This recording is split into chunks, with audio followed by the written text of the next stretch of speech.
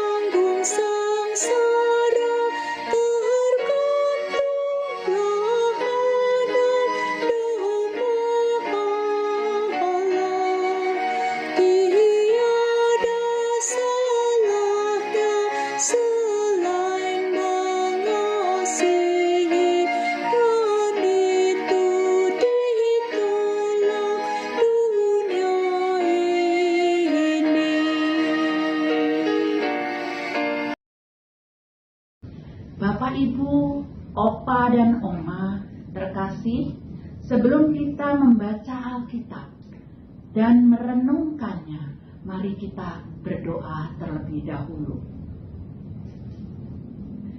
Bapa di dalam sorga, Maha besar Engkau Tuhan, Maha pengasih dan Maha penyayang. Segala puji dan syukur kita panjatkan kepadamu, Tuhan, karena Engkau telah mengiringi kami dalam melaksanakan kegiatan sepanjang hari ini dengan sempurna. Dan pada malam hari ini, izinkan kami untuk membaca dan merenungkan firman-Mu. Biarlah Roh-Mu yang kudus menyertai kami, sehingga firman yang kami dengar boleh kami mengerti, kami pahami, serta boleh kami laksanakan di dalam kehidupan kami hari lepas hari. Diamkan setiap suara yang ada di dalam hati dan pikiran kami, kecuali suara-Mu Tuhan. Berfirmanlah ya Bapa, karena kami siap mendengar sabda-Mu di dalam nama Tuhan Yesus. Amin. Pembacaan firman Tuhan malam hari ini terambil dari Kitab Perjanjian Lama, Yunus pasal 4 ayat 1 sampai dengan 3. Lembaga Alkitab memberi judul Yunus belajar menginsafi bahwa Allah mengasihi bangsa-bangsa lain. Tetapi hal itu sangat mengesalkan hati Yunus, lalu marahlah ia. Dan berdoalah ia kepada Tuhan, katanya, "Ya Tuhan, bukankah telah kukatakan itu ketika aku masih di negeriku? Itulah sebabnya maka aku dahulu melarikan diri ke Tarsis, sebab aku tahu bahwa Engkaulah Allah yang pengasih dan penyayang, yang panjang sabar dan berlimpah kasih setia, serta yang menyesal karena malapetaka yang hendak didatangkannya. Jadi sekarang, ya Tuhan, cabutlah kiranya nyawaku, karena lebih baik aku mati daripada hidup." Demikianlah firman Tuhan. Bapak, Ibu, Opa, dan Oma, renungan malam hari ini terambil dari Sabda Bina Umat tanggal 3 Maret 2023 dengan tema "Kepada siapa tepatnya engkau marah?" Dan sebagai ayat pendukung adalah ayat yang ke-1. Tetapi hal itu sangat mengesalkan hati Yunus, lalu marahlah ia.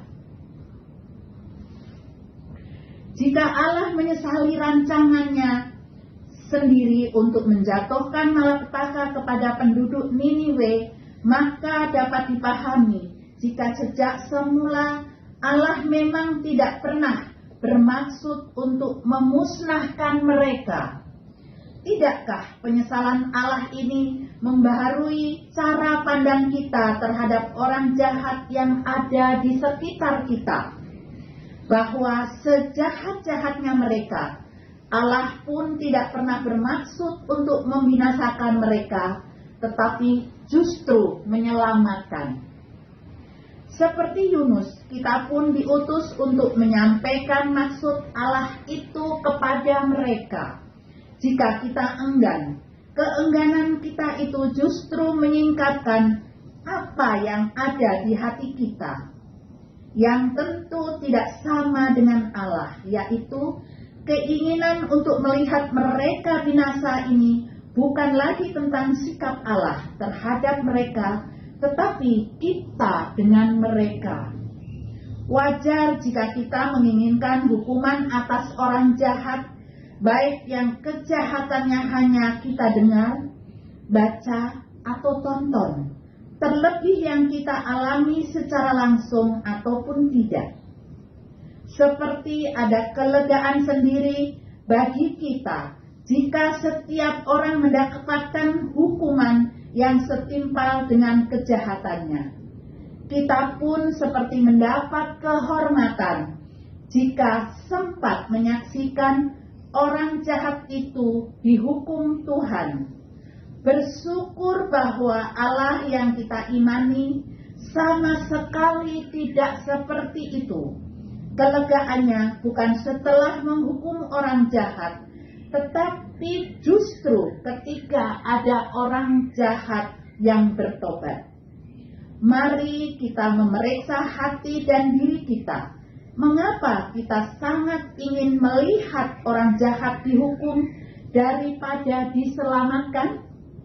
Apakah di balik sikap kita yang takut akan Allah tetap tersimpan dendam dan amarah terhadap sesama, diri sendiri, atau masa lalu?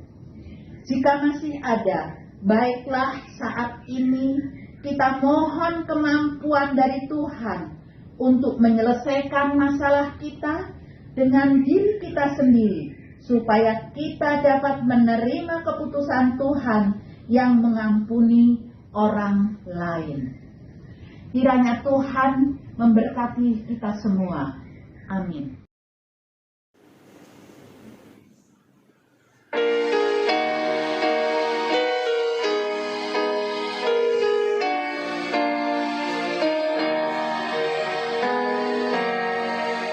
Jikalau kasih-Nya sempurna sejati, mengapakah Ia harus mati?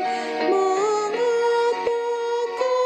Ia menyangkal diri-Nya sehingga dipandang hina dihina?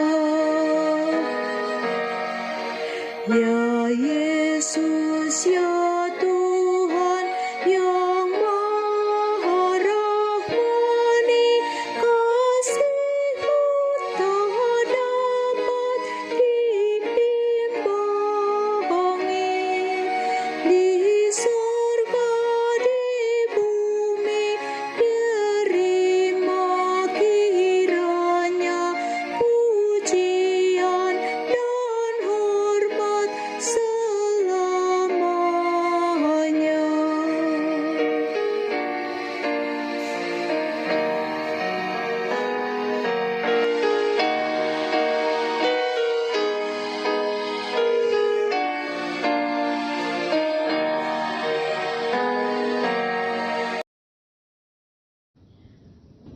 Untuk mengakhiri perjumpaan kita pada malam hari, mari kita tutup dengan doa. Puji dan syukur kembali kami naikkan kepadamu Tuhan. Terima kasih atas penyertaan-Mu pada malam hari ini, sehingga kami semua boleh mendengar dan merenungkan firman-Mu. Kiranya boleh menambah kekuatan iman kami masing-masing. Malam hari ini kami juga berdoa buat pengurus Dewan PKLU. Berikan hikmat, kekuatan, dan kebijaksanaan dalam melaksanakan tugas dengan sebaik-baiknya, penuh dedikasi dan sukacita. Kami juga berdoa buat seluruh anggota PKLU. Berikan kami kekuatan, kesehatan jasmani dan rohani, serta kemampuan untuk tetap bersandar kepadamu. Beri sukacita dan damai sejahtera dalam menjalani kehidupan kami hari lepas hari. Tak lupa malam hari ini kami juga berdoa buat bangsa dan negara kami, Republik Indonesia ini Tuhan. Bangsa kami yang mulai bangkit baik dari segi ekonomi, kesehatan, politik, dan sosial.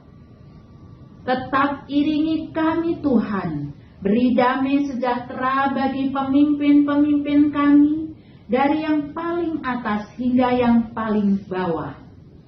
Terkhusus kami berdoa buat Bapak Presiden dan Bapak Wakil Presiden.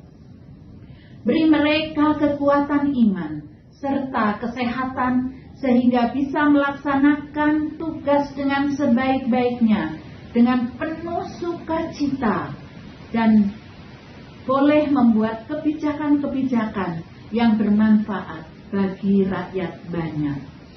Ampuni segala dosa dan kesalahan kami Tuhan, yang baik yang ada di dalam pikiran, ucapan, dan perbuatan, sehingga kami layak menghadap kehadirat-Mu. Inilah doa dan permohonan kami yang jauh dari sempurna.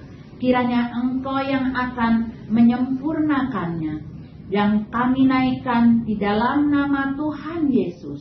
Haleluya. Amin. Demikianlah program Dewan PKLU GPIB.